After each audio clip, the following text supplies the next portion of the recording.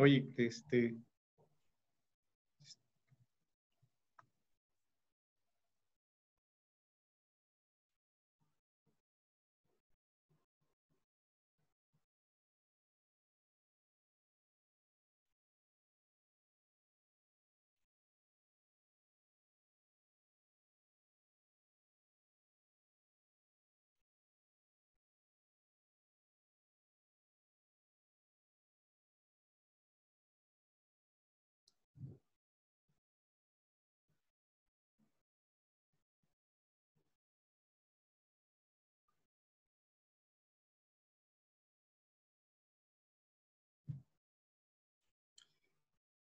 Pues muy bien, vamos a aprovechar que ya estamos listos.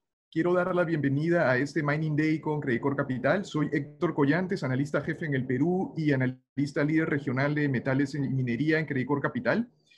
Vamos a tener hoy día ejecutivos de empresas mineras, gremios de la industria y de una consultora de precios de metales para conversar sobre las principales respuestas del sector minero a la coyuntura de crisis que ha desatado el coronavirus. Ustedes podrán escuchar la presentación y sesión de preguntas y respuestas en español o en inglés, presionando el icono del globo terráqueo que encontrarán en la parte inferior de su pantalla. Y al terminar, les indicaremos en el chat de sus pantallas el vínculo a la siguiente presentación. Están con nosotros los representantes de Southern Copper Corporation, la productora de cobre con las reservas más amplias del mundo y que lista en las bolsas de Lima y de Nueva York.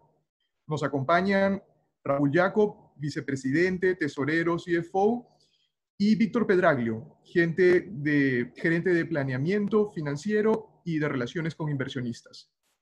Raúl y Víctor, muchas gracias por estar con nosotros. Bienvenidos y pasamos a escuchar la presentación que tienen. Sí, muchísimas gracias. Buenos días a todos y muy agradecido a Credicorp Capital por la invitación a esta conferencia, pues en nueva realidad, ya no es presencial, es virtual, tiene algunas ventajas, pero básicamente creo que a todos extrañamos las reuniones presenciales y todo el intercambio y demás que permiten en el buen sentido del término. Bueno, vamos a arrancar con nuestra presentación. A ver qué... Ok, un momento.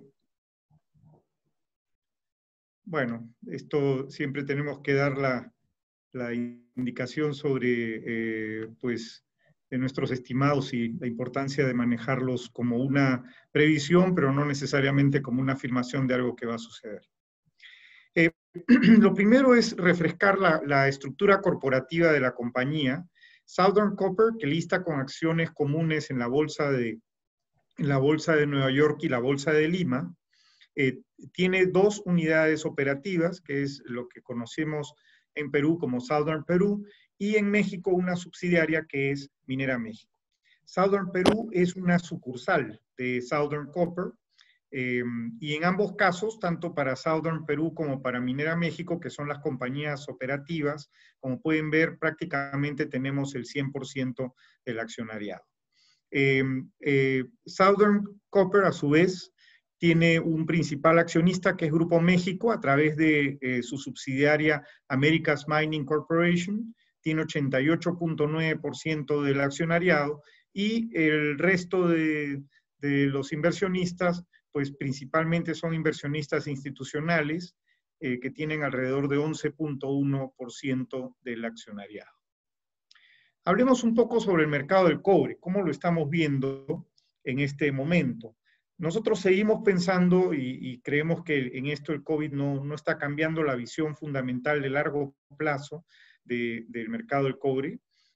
Y respecto a esto, pues lo que ha ocurrido es una recesión o casi prácticamente una depresión, pero con una característica muy poco usual respecto al mercado del cobre.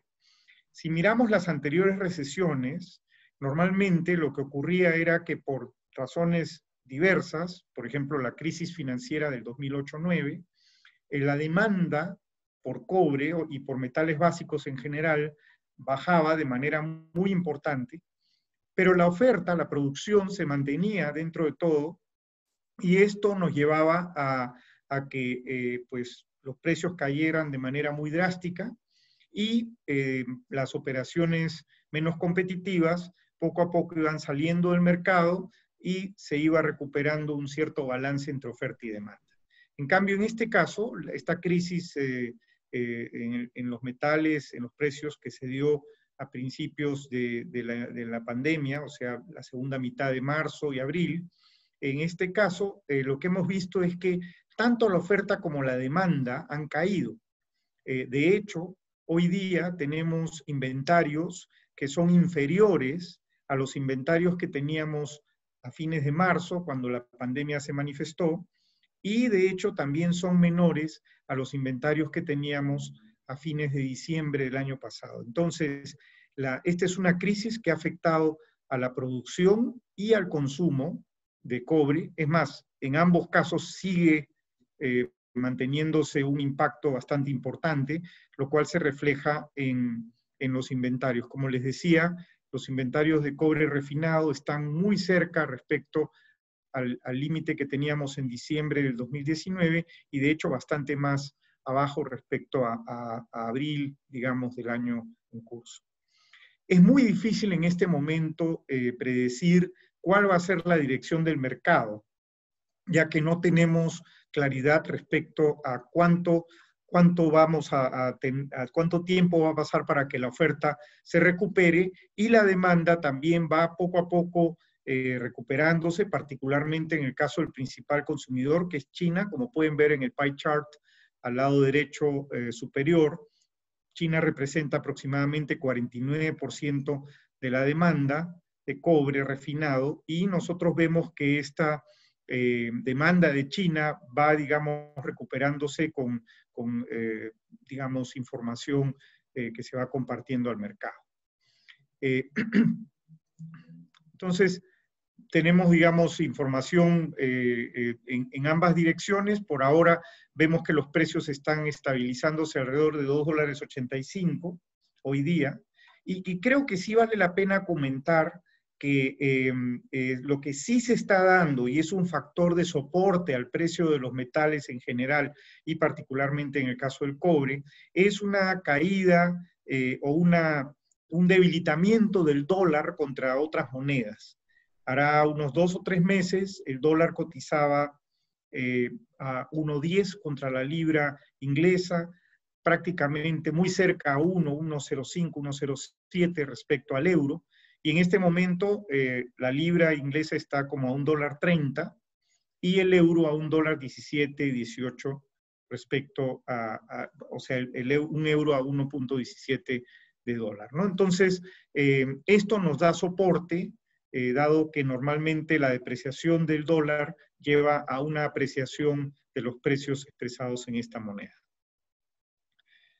Pasemos a conversar un poco sobre Southern Copper. ¿Cuáles son los principales atributos, las principales fortalezas que tiene Southern Copper? Acá las resumimos. Tenemos la mejor posición de reservas de la industria. Además de esto, hemos tenemos un paquete de crecimiento que ya terminó una primera fase de expansión. Esa primera fase hemos avanzado de 470.000 toneladas de producción hasta prácticamente 1 millón de toneladas en este momento. Y hemos iniciado un segundo periodo de crecimiento que nos va a llevar a una producción de aproximadamente 1.700.000 toneladas de cobre para el año 2028. Todas nuestras operaciones tienen costos bastante bajos, muy competitivos, y además de esto, nuestra compañía tiene una llamada o una vocación por ser una empresa totalmente integrada. Esto en este momento no se está dando, somos largos, digamos, en producción de concentrado, pero existen planes relativamente concretos para en los próximos años ir incorporando inversiones en fundición y refinación para seguir siendo un productor de cobre refinado, ¿no? El cobre refinado, como ustedes saben, es un producto que ya es consumido directamente por consumidores industriales. Además de eso, el cobre refinado recibe un premio dada la calidad del cobre que nosotros obtenemos. recibe un premio en los mercados internacionales, y esto, digamos, nos lleva a nosotros a preferir mantener, siempre y cuando evidentemente las condiciones económicas de los proyectos lo permitan, preferir y mantenernos como productores de cobre refinado. El equipo gerencial está llevando estos activos desde hace muchos años, los conocemos muy bien. En mi caso particular, yo tengo 24 años en la industria del cobre y en Southern específicamente. El equipo gerencial, el equipo operativo, conoce estos activos muy bien y sabe cómo operarlos en distintas situaciones, lo cual creo que ha sido demostrado en diversos años. La compañía ha tenido tenemos una hoja de balance muy fuerte, somos investment grade desde el año 2005, pues cuando las circunstancias lo permiten, el Consejo de Administración o Directorio ha entregado a través de dividendos los beneficios que la compañía ha obtenido.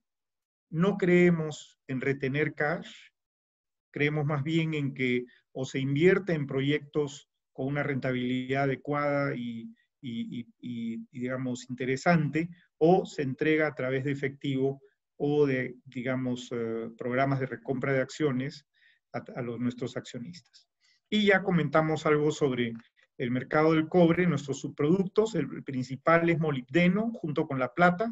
De la plata no tengo mucho que hablar. Ustedes han visto el tremendo bull market que estamos viendo en metales preciosos y particularmente en plata. Y en el caso del molibdeno sí es un producto que está muy asociado al consumo y a la producción de acero inoxidable, particularmente aceros de que tengan alta resistencia a la corrosión y dureza. Y ese sí es un mercado que está un poco más golpeado. El molibdeno se estaba cotizando un poco más de $12 a comienzos de año, y con la pandemia ha bajado hasta un poco más de $7. De todas maneras, para nosotros sigue siendo un metal, un subproducto muy rentable, dados nuestros costos de producción de molibdeno. Veamos las operaciones, y esta es una foto, digamos, resumida de la compañía. Como les comentaba, tenemos una base de reservas muy importante, es 67.6 millones de toneladas de cobre contenido en nuestras reservas. El cash cost del año en curso lo estimamos a 72 centavos por libra, y esperamos producir casi 1 millón de toneladas de cobre. Esto a un costo por libra promedio de $2.75, nos daría ventas para el año en curso de 7.5 billones de dólares, un EBITDA de 3.5, y esto es 47% de las ventas. Al lado derecho tienen una mirada a lo que son nuestras operaciones actualmente y los proyectos que tenemos. En México tenemos 2 operaciones de tajo abierto, que son Buenavista, ambas en el norte de México, Buenavista y Caridad. En Caridad, adicionalmente, está digamos, todo el complejo de fundición y refinación. Aparte de esto, los puntitos azules que se ven en el mapa mexicano corresponden a nuestras minas de plata zinc que tenemos en la República Mexicana, que envían toda su producción a un complejo de refinación en San Luis Potosí.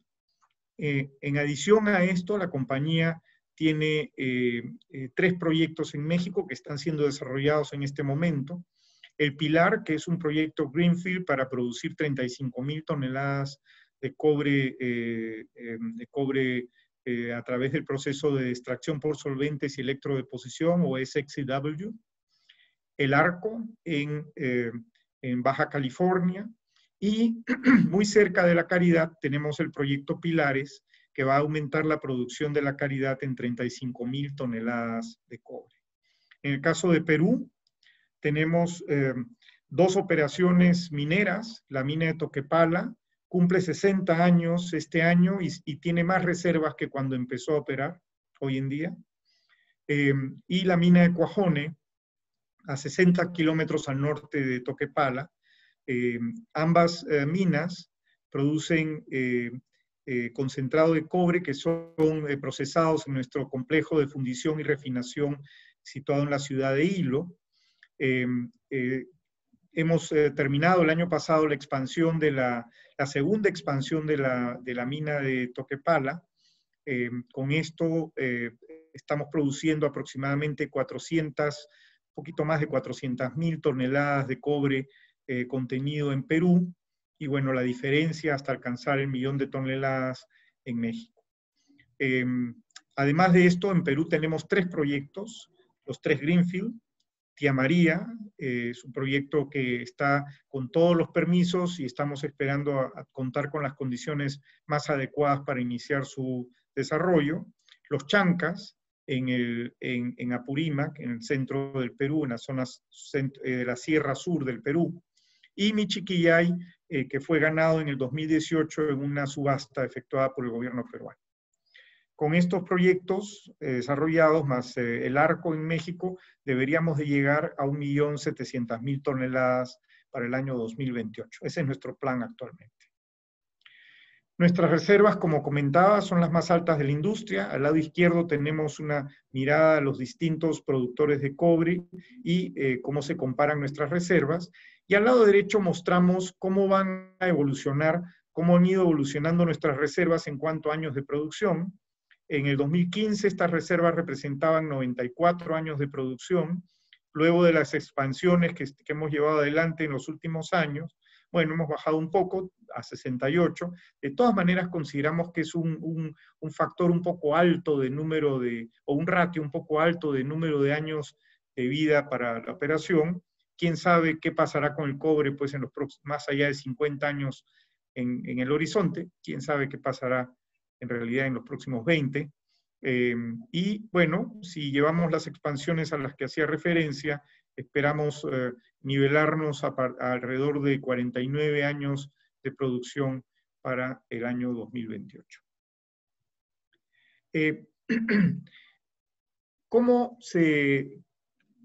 Mirando nuestras ventas y cómo se distribuyen tanto por producto como por geografía, al lado izquierdo tenemos que el cobre representó el año pasado el 81% de nuestras ventas. Esto es más o menos se mantiene.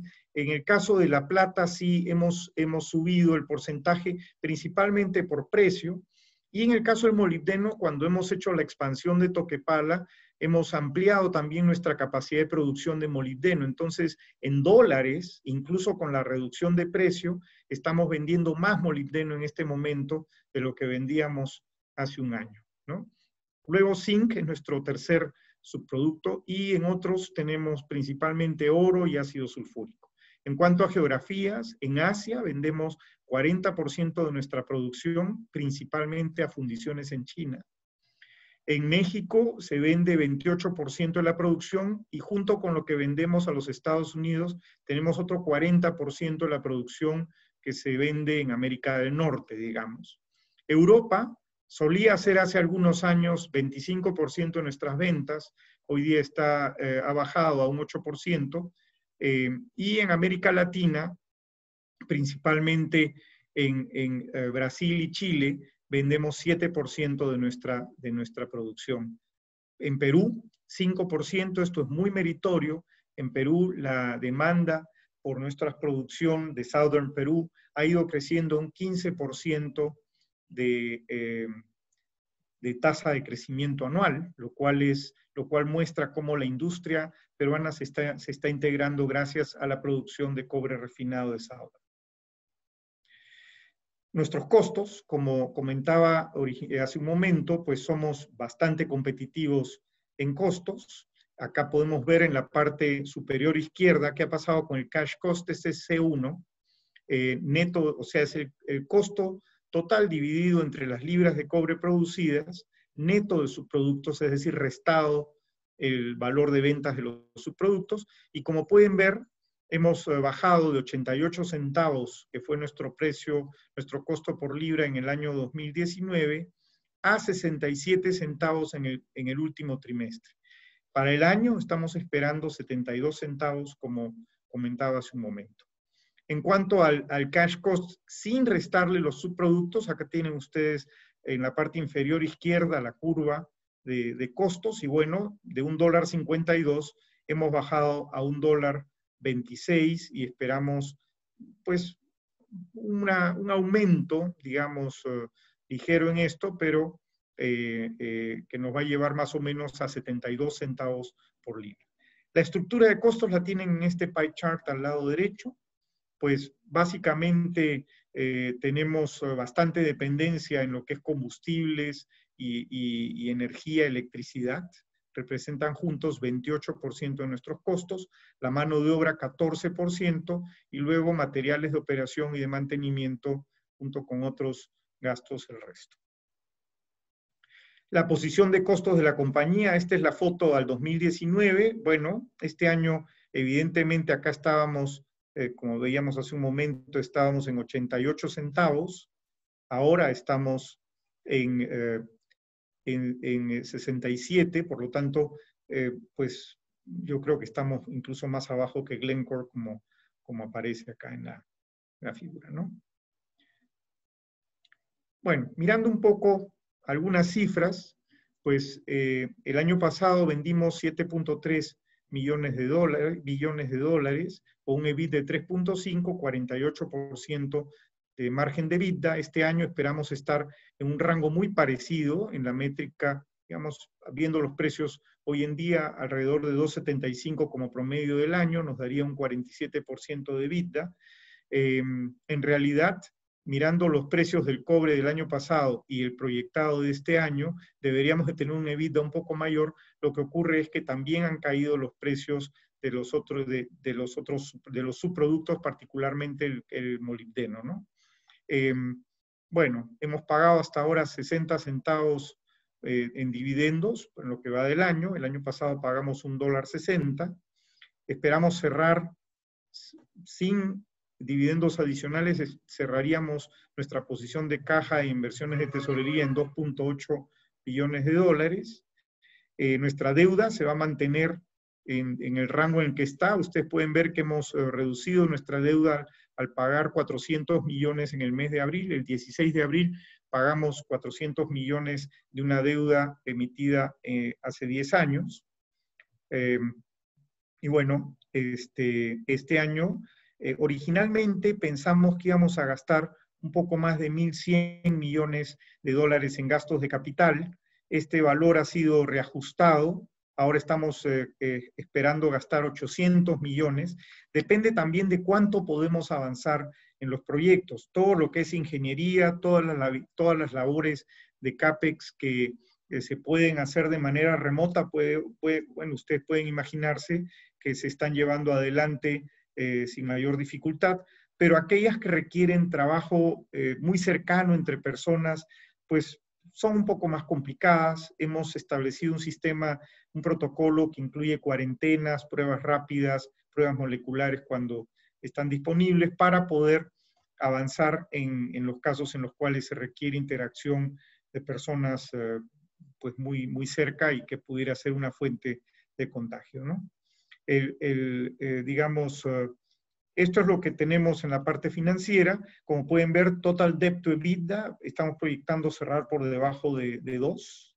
Si lo vemos en términos de deuda neta, muy cerca a 1, 1.2 o 1.1, respecto al total del EBITDA, ¿no?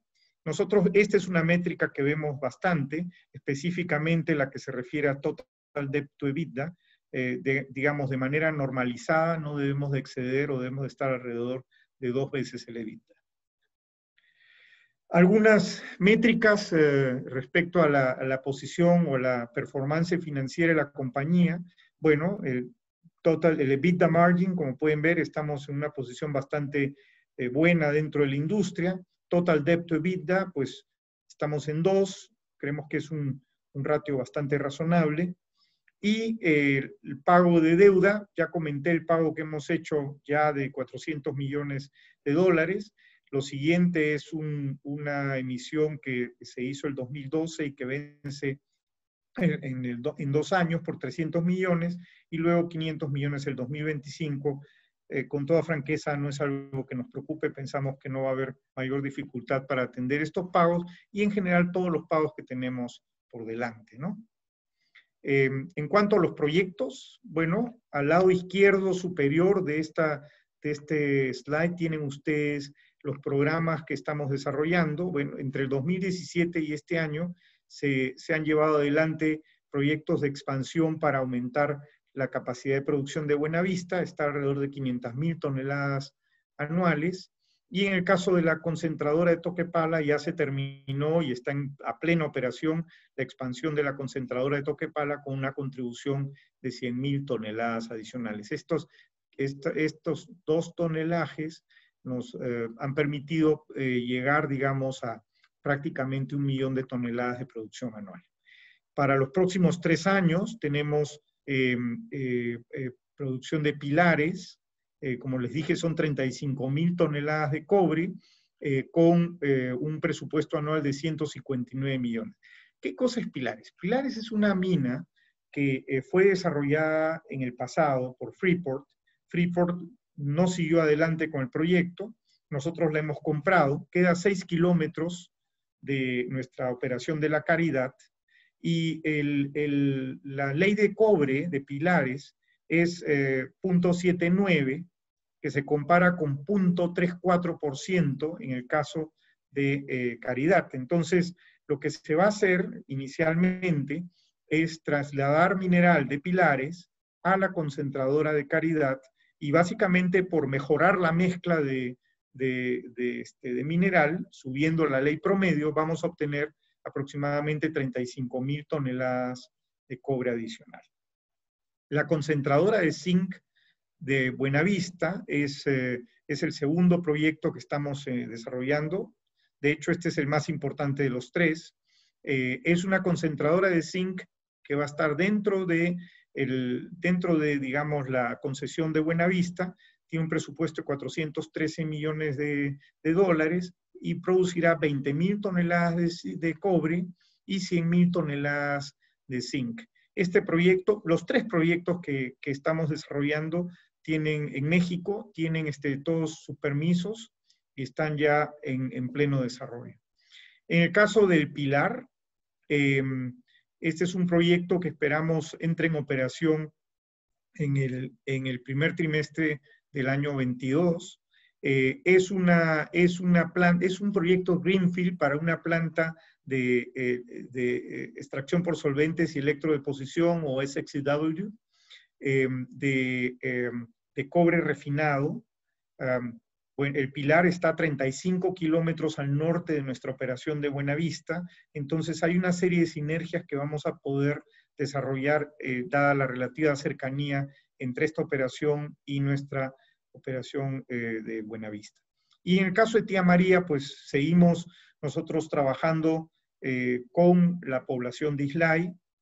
Vemos avances muy positivos, muy significativos, y tenemos en este caso todos los permisos listos. Podemos, digamos, iniciar la producción cuando veamos que las condiciones son las más adecuadas, dado que el proyecto tiene sus permisos vigentes. Otros proyectos, bueno, el Arco, lo tenemos programado para que entre en operación en la segunda parte del año 27, tiene un presupuesto bastante importante, 2.8 billones de dólares. Comentaba yo la fundición de Empalme, comentaba yo un proyecto de fundición en México, que en este caso es la fundición de Empalme, está programado también para el año 25 y tiene un costo estimado en 1.100 millones de dólares. En el Perú tenemos como proyectos, aparte de Tía María, que ya lo comenté, los Chancas, que está programado para la primera mitad del 2027 con un CAPEX de 2.800 millones, una producción de cobre de 130.000 toneladas que podría llamar la atención dado la inversión que se va a hacer, pero acá vale la pena mencionar que los Chancas tiene una ley de molibdeno muy alta, lo cual hace que su costo por libra sea bastante competitivo como cash cost, el C1, digamos, de los Chancas.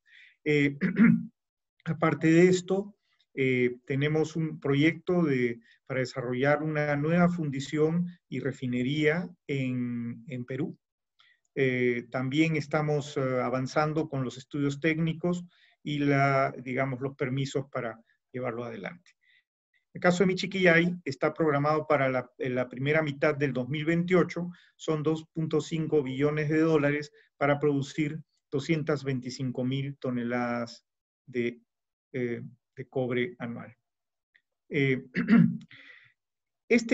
Para llevar adelante estos proyectos, la proyección de gastos de capital que estamos estimando está en el gráfico inferior izquierdo. En promedio deberíamos estar gastando 1.800 millones de dólares al año. Evidentemente estas cifras van a ir variando en función a cómo vayan avanzando los proyectos. Y en cuanto al volumen de cobre que nos permitirían obtener estos proyectos, pues vamos a ir de una producción estimada este año en 997.000 toneladas de cobre a 1.752 o 1.752.000 toneladas de cobre para el año 2028. Antes de esto, acá lo que tenemos es el salto de producción de varios de los proyectos, específicamente Michiquillay, los Chancas ya a plena capacidad y el Arco, ¿no? Estos tres proyectos esperamos que ingresen, digamos, y den el volumen adicional en el 2028. Y bueno, finalmente, para dejarles algunos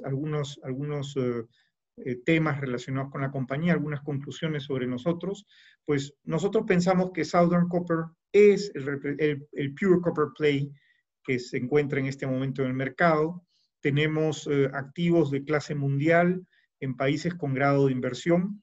Nuestras reservas son de las más altas en la industria, si no la más alta. Apuntamos a 1.800.000 toneladas de cobre para el 2028. Y lo que hemos mostrado con el crecimiento desde un poco más de 400.000 toneladas a 1 millón, es que tenemos la capacidad para ir llevando el crecimiento de nuestra producción junto con una estructura de capital bastante flexible, generando una caja importante que se comparte entre los proyectos y dividendos. Tenemos operaciones de muy bajo costo. Esperamos, bueno, este 0.81 es un poco más alto de lo que hemos revisado nuestro cash cost. La compañía ha tenido una práctica bastante consistente respecto a dividendos. Y bueno, el management conoce muy bien estos activos, los ha manejado y desarrollado en distintos escenarios, buenos y malos. Sabemos que eso es lo que viene para el futuro. Ahora estamos en un escenario muy retador, pero creemos que en los próximos años vamos a poder encontrar mejores condiciones. Y bueno, al final podemos ver en esta tabla cómo la compañía, incluso con precios del cobre muy bajos, ha mantenido márgenes de EBITDA respecto a las ventas bastante buenos, bastante aceptables para la industria, y cómo a medida que hemos ido creciendo, estos márgenes han ido mejorando. Bueno, eso es lo que tenía para compartir con ustedes y quedo a disposición de la audiencia para las preguntas y comentarios que tuvieran a bien hacer. Les recuerdo a los asistentes que pueden hacernos llegar sus preguntas por escrito, sea en español o en inglés. Voy a agrupar las que pueda y se las voy a llevar a Raúl. De hecho, el primer grupo de preguntas, Raúl, está vinculado a este último punto que mencionabas, y es que ¿cómo hizo Southern Copper para resistir comparativamente mejor a la pandemia, considerando que está en México y en Perú, que son algunos de los países que han sido más afectados? ¿Cómo es que organizaron sus recursos humanos, suministros, y cómo cambiaron los planes de minado al respecto? Y sobre esa base, ¿qué es lo que podría pasar para que en una segunda eventual ola y cuarentena tengamos todavía la misma resistencia? Un segundo, por favor. Sí. Bueno, ¿cómo lo hemos manejado? A ver, estos son los momentos en los cuales algunas fortalezas se hacen más evidentes. Nosotros, en nuestras operaciones de Perú y en algunas operaciones de México, tenemos digamos, por decirlo así, poblaciones satélite, o sea, al lado de la mina están, digamos, las viviendas de los trabajadores viven con sus familias en la zona, y se tiene, digamos, un circuito que con cierto cuidado puede cerrarse. No ha sido el caso de todas las operaciones en México, sí lo hemos podido hacer en las operaciones mineras de Perú, ¿no? Por ejemplo, Toquepala y Cuajone son pequeñas ciudades, digamos, con bancos, hospital, mercado, áreas de entretenimiento para hacer deporte, etc., ¿no? Entonces, eh, eh, y además de esto, el régimen de trabajo y las viviendas permitían que la familia de los trabajadores estuvieran en las áreas. Entonces, al comienzo de la pandemia, optamos por cerrar o confinar, para usar la palabra que el gobierno empleó, a nuestros trabajadores y sus familias en las operaciones. No tuvimos que alterar regímenes de trabajo, estaban trabajando 4x3, o sea, 4 días de trabajo por 3 días libres, y hemos podido operar de esa forma durante toda la cuarentena que se dio en las operaciones en Perú, ¿no? En México se pudo hacer algo de esto en algunas de las operaciones, en otras no, dado que, por ejemplo, Buenavista está al costado de la población de Cananea, entonces muchos de los trabajadores viven en Cananea, y ahí más bien lo que se ha hecho es trabajar muy cercanamente con las autoridades, como se ha hecho en Hilo, en Perú, y como se han hecho en otros lugares en la República Mexicana, para mantener, digamos, un nivel de asepsia y mucho cuidado respecto al contacto de la población, para evitar justamente que se escalase en la pandemia. Aparte de eso, internamente se llevaron adelante pues protocolos muy específicos, muy estrictos, para poder mantener, digamos, un ambiente sin contagios. Por ejemplo, todos los comedores fueron rediseñados, los horarios de almuerzo y cena fueron también modificados para que no todo el mundo entrara a la vez al comedor, sino que entraran en distintos turnos. Digamos, por ejemplo, los cambios de turno se hicieron, normalmente los supervisores a cargo de los turnos tenían una reunión presencial al final de un turno y el comienzo del otro. Bueno, eso fue modificado. La movilidad también se bajó, digamos, el aforo de todos los ómnibus a la mitad. Se hizo que los trabajadores básicamente empezaran a trabajar en pequeños grupos, de manera de que si había algún problema, pues quedara confinado ese grupo. Hemos podido trabajar bastante bien. Esto nos permitió, con poco más de 40% de la fuerza laboral, mantener la operación a un nivel de capacidad alto, lo cual fue aceptado por las autoridades. Bueno, quien me escucha dirá, oye, si pudieron operar con 40% de la fuerza laboral a un nivel de capacidad de más del 90%, pues como que te podría sobrar gente, ¿no? En realidad no es el caso. Lo que nosotros hemos visto más bien, o lo que hicimos, fueron dos cosas. Primero, a lo largo de toda la compañía, se incentivó el teletrabajo, por ejemplo, para las áreas administrativas. Yo en este momento les estoy hablando desde mi oficina en Lima, pero durante varios meses estuve trabajando desde mi casa. Y lo mismo ha ocurrido con la mayoría del personal de las áreas administrativas de la compañía.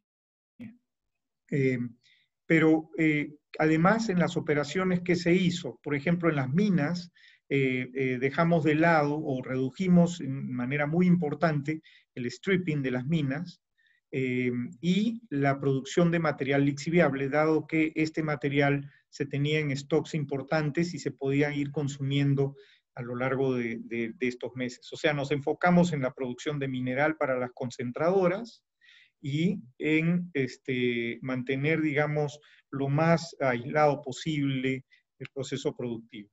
Se han postergado a los próximos meses algunas reparaciones importantes, ya tenemos un programa para desarrollar estas reparaciones entre lo que vamos de acá a fin de año, más lo que corresponde a los primeros meses del 2021.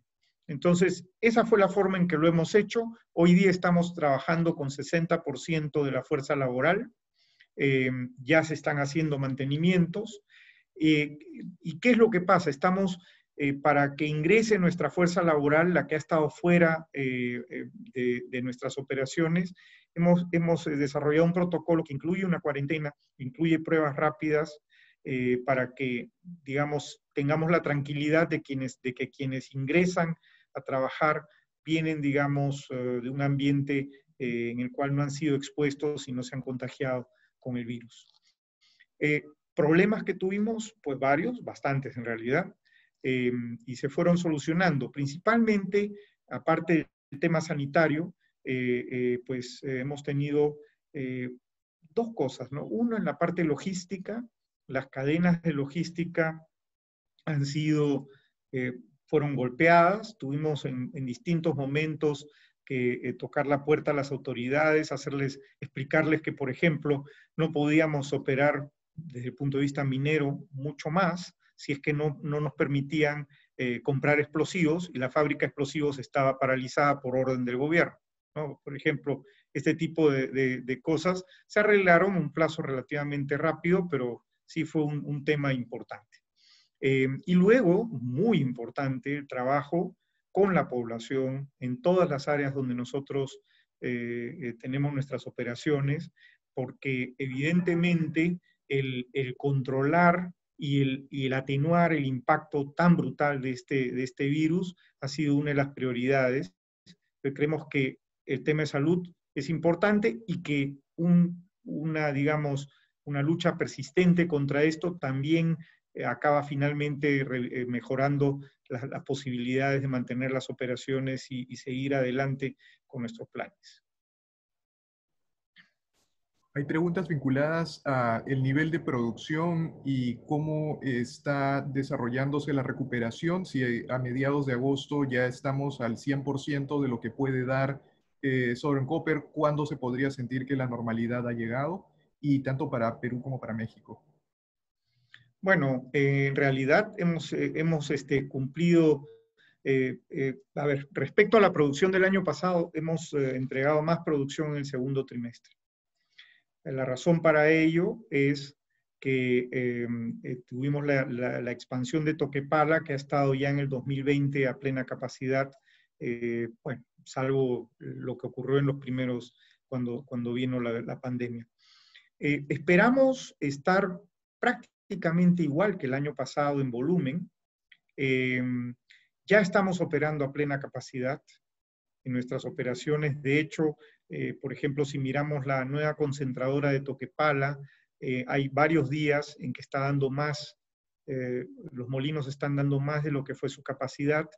Nos hemos enfocado en áreas, digamos, hemos variado un poco los planes de minado para poder dar la producción que teníamos como meta, y esa es una de las formas en que pensamos que vamos a poder cumplir con lo que teníamos. Ahora, evidentemente se han hecho cambios en los planes de minado y se va a tener que recuperar el material de stripping que no sea, el desmonte que no se ha movido, ¿no? Para eso se está trabajando en un plan específico para poner una cantidad un poco mayor de vehículos para poder hacer este descapote o movimiento de material de desmonte, ¿no? Hay una pregunta vinculada, pero pasando a un plano un poco distinto, que se refiere a las posibles ramificaciones de la crisis del virus y sus repercusiones políticas. Hablan en particular de si podría pasar algo en Arequipa, en el Perú, o cerca de Cananea, en México. Bueno, en realidad, primero ha venido la crisis en lo que es salud, y en paralelo viene una crisis muy fuerte en la parte económica, en empleo, en actividades productivas, ¿no? Nosotros una de las cosas que hicimos fue mantener toda la cadena logística nuestra viva, vamos a decir. Varios de nuestros proveedores, contratistas, por ejemplo, con altos niveles de mano de obra, tuvimos algún tipo de apoyo a ellos en la parte económica, les pagamos, digamos, algunas facturas con cargo a que nos den los servicios en los próximos meses, ¿no? Esto ha permitido que nuestro sistema logístico esté sólido y de esa manera cuando ya hemos empezado a operar, digamos, y a tratar de recuperar los niveles de producción, lo hemos hecho realmente muy rápido. Sí hay una preocupación, evidentemente, por el impacto social de esto. A la vez nosotros pensamos que el desarrollo de las actividades mineras es uno de los puntos fuertes para que el país recupere sus niveles de empleo y de movilidad económica como lo ha tenido en el pasado, ¿no? Tanto para México como para Perú. También hemos recibido una pregunta bastante específica sobre esta demanda admitida en julio en Estados Unidos por transacciones entre Grupo México y Southern Copper, y quieren saber si es que han planeado alguna provisión al respecto, cuánto puede durar este proceso y cualquier información que puedan dar. En realidad, hemos estado informando sobre esto en nuestros registros con la SEC, o sea, específicamente en el 10Q último, tienen lo último referente a esta demanda. Es una demanda que para nosotros la vemos en vías de solucionarse de manera positiva, pero los detalles los pueden ver en el 10Q de la compañía.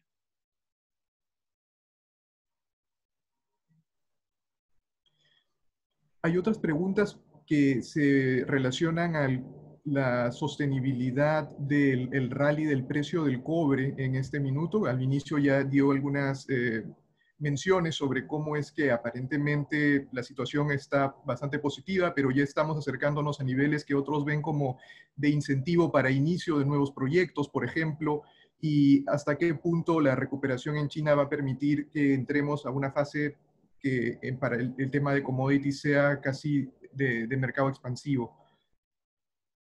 Sí, bueno, quiero refrescar un par de puntos. Uno, esta crisis ha tenido como característica muy peculiar el que no solamente ha caído la demanda, sino también la producción. Y todavía no se recuperan los niveles de producción a lo que estábamos antes de la crisis. Lo mismo ocurre con la demanda. China, más o menos la mitad de la demanda mundial de cobre, está saliendo, digamos, del frenazo económico a buen ritmo. Y esto, digamos, junto con los programas de liquidez que ha puesto tanto el Banco Central Europeo como la Fed americana, nos dan un soporte para mantener, digamos, las actividades económicas en los próximos años, con tasas de interés muy bajas, además. El otro tema es que justamente por las tasas de interés tan bajas hay una depreciación relativa del dólar respecto a otras monedas, y esto, quienes siguen los metales lo saben muy bien, lleva normalmente a una mejora en el precio de los metales. Entonces ahí vemos un soporte. En realidad no tenemos todavía precios de incentivo para que los proyectos que debemos de ver desarrollarse en los próximos años vayan adelante. No me refiero particularmente a Southern, me refiero a la industria, ¿no? En el caso de nosotros, nuestros costos nos permiten llevar adelante estos proyectos con precios incluso mucho menores a los que tenemos hoy en día. Pero lo que pensamos es que en los próximos 10 años se van a demandar, digamos, 5 millones adicionales de toneladas de cobre refinado. Solo para darles una idea, hemos estado alrededor de 23 millones de toneladas de cobre refinado anual en consumo y en producción. Entonces, se requieren unos 5 millones de acá al 2030, digamos. Y los proyectos que van a llevar adelante esta producción todavía no tienen los precios, en muchos casos, evidentemente hay otros que no, pero en muchísimos casos no están los precios alineados como para que los consejos directivos o directorios, los boards, de estas empresas aprueben estos proyectos, ¿no? Hay otro dato que es bien importante tener presente. El tiempo promedio de desarrollo de un proyecto Greenfield en la industria del cobre ha aumentado. En el pasado, uno tenía, digamos, desde que un board decía, ya, vamos con este proyecto aprobado, ¿no? Se conseguían los fondos, se terminaban todos los permisos, etcétera. El proyecto demoraba unos 5 años, hoy día son 8 años. Entonces, así tuviéramos los precios correctos, hay un gap, un lag, digamos, de tiempo que debe de considerarse para el desarrollo de los proyectos. Entonces, esto a nosotros como productores de cobre nos muestra que los fundamentos de la industria en la que estamos son bastante buenos y eso es lo que esperamos. Nosotros esperamos ver, digamos, a medida que la demanda y la oferta vuelven a normalizarse y volvemos a niveles de consumo como los que tuvimos el año pasado, esperamos ver ya los precios empezar a una ruta hacia un nivel de precios de incentivo, ¿no? Que algunos estudiosos del mercado del cobre estiman está entre unos $3.25 a $3.50 por libra.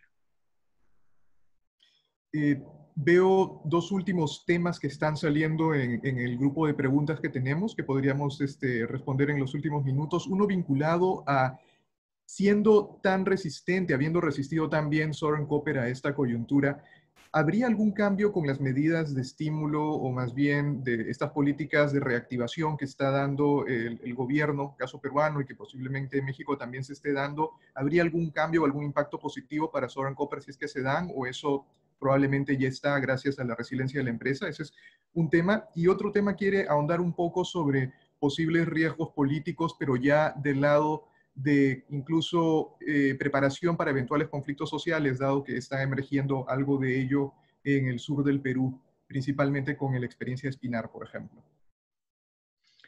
Ok, en lo primero, no, nosotros no vemos que las medidas de estímulo en la parte económica específicamente hayan creado algo que requiera algún cambio. Sí creo que vale la pena comentar que en los últimos días el gobierno ha emitido un nuevo reglamento de procedimientos mineros que recoge bastantes puntos que la industria solicitó al gobierno y en ese sentido es un paso en la dirección correcta. Ahora, en cuanto a preocupación por cambios políticos y demás, en realidad nosotros lo que vemos es que en este momento la principal prioridad es la lucha contra la pandemia. Estamos enfocados en dos cosas, en evidentemente contribuir dentro de todo lo que está a nuestro alcance para que se pueda pues, solucionar esto y reducir los niveles tan preocupantes de impacto que está teniendo la pandemia sobre la salud de la población. Y luego, o además, en paralelo, por cierto, el mantener nuestra producción, porque justamente creemos que una de las mejores formas de luchar contra el impacto social de este virus es justamente el tener una cadena sólida de producción, de proveedores, de empleo. Para nosotros, para quien habla en particular, yo creo que uno de los mejores programas sociales que uno puede tener es un buen trabajo, un trabajo digno, bien remunerado, y eso es mucho mejor que varios programas sociales juntos a la vez. Entonces, nosotros creemos que esta es una oportunidad para, digamos, mostrar esto con más evidencia digamos, en la parte social nos preocupa más los problemas de la pandemia que eventuales estadios sociales. No tenemos nada que comentar al respecto porque no estamos viendo nada que nos preocupe. Muchas gracias, Raúl. Con esto estamos concluyendo la participación de Southern Copper en este evento. Agradecemos también a Víctor su presencia y seguimos en contacto. Muchísimas gracias. No, muchas gracias, encantado de estar con ustedes. Agradezco nuevamente la invitación de Credit Corp Capital y bueno, hasta cualquier oportunidad. Dios mediante, pues más adelante serán reuniones presenciales. Muchas gracias, Raúl. Y para el resto de asistentes, tenemos también el link publicado para ver la siguiente presentación con la Sociedad Nacional de Minería, Petróleo y Energía. Muchas gracias. Hasta luego. Nos vemos. Gracias. Hasta luego. Gracias, Héctor. Adiós. Chao, Raúl, muchas gracias. Chao.